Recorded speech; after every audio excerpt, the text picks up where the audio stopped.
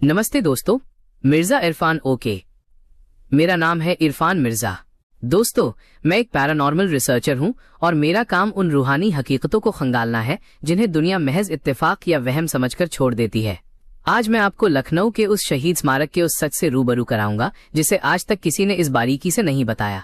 यहाँ होने वाले एक्सीडेंट्स, गाड़ियों का अचानक पलटना और डिवाइडर से टकराना, ये सब महज हादसा नहीं बल्कि एक सदी पुराना इंतकाम है। दोस्तों, आज से 10-15 साल पहले शहीद स्मारक का नजारा आज जैसा नहीं था।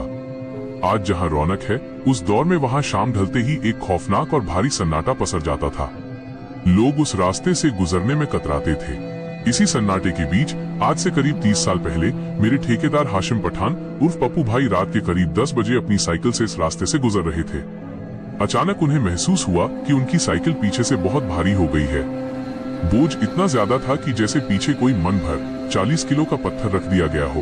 पप्पू भाई ने जब हिम्मत जुटाकर पीछे मुड़कर देखा तो उनके होश उड़ गए। साइकिल के कैरियर पर एक छोटा बच्चा बैठा था।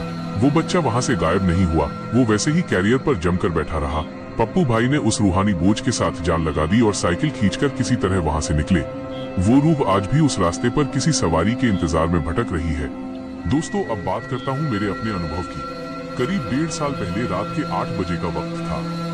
मैं कचहरी और शहीद स्मारक के बीच वाले रास्ते पर पैदल जा रहा था। सड़क पर गाड़ियां थीं पर पैदल कोई नहीं।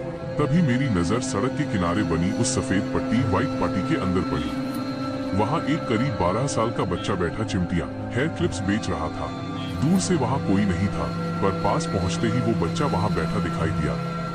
मैंने इंसानियत के नाते उससे कहा, बेटा, ये चिमटियां अपनी उठा लो, वरना कोई गाड़ी वाला इनको कुचल देगा।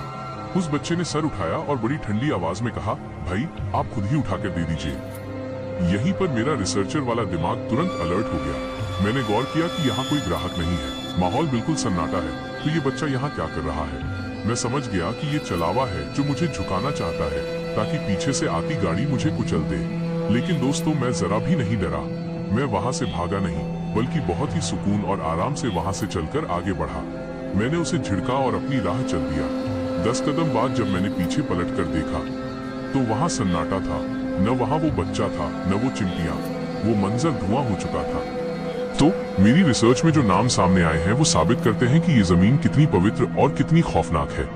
1857 और 1900 के बीच यहाँ बेगम हजरत महल मोहम्मदी खानम के नेतृत्व में आजादी की वो जंग लड़ी गई थी जिसने अंग्रेजों की जड़ें हिला दी थी।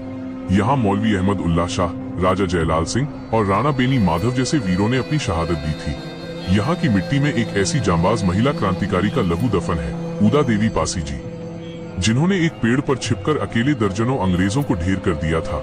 जब उन्हें शहीद किया गया और पेड़ से उतारा गया तो उनके दोनों हाथों में 2 बंदूकें वैसी ही जकड़ी हुई थी। अंग्रेजों ने यहाँ मासूम बच्चों तक को नहीं बख्शा था। उन शहीदों का मकसद था अपनी जमीन की आजादी और दुश्मनों का खात्मा। वो रूहें आज भी उसी जंग के मोड में हैं। उन्हें लगता है आज भी दुश्मन वहां से गुजर रहा है, इसीलिए वो एक्सीडेंट्स होते हैं। वो रूहें आज भी अपनी जमीन की हिफाजत कर रही हैं। मैं हूं आपका दोस्त इरफान मिर्जा। मेरा मकसद आपको जागरूक करना है। अगर आपको मेरी ये रिसर्च और सच्ची कहानी पसंद आई तो चैनल को सब्सक्राइब करें और कमेंट में उन शहीदों के सम्मान में जय हिंद जरूर लिखें। सतर्क रहें, सुरक्षित रहें।